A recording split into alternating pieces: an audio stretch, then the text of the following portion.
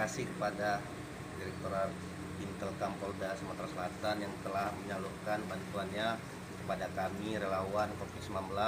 Insya Allah bantuan ini akan kami bagikan, kami serahkan kepada masyarakat Kota Palembang yang terdampak ekonomi akibat COVID-19.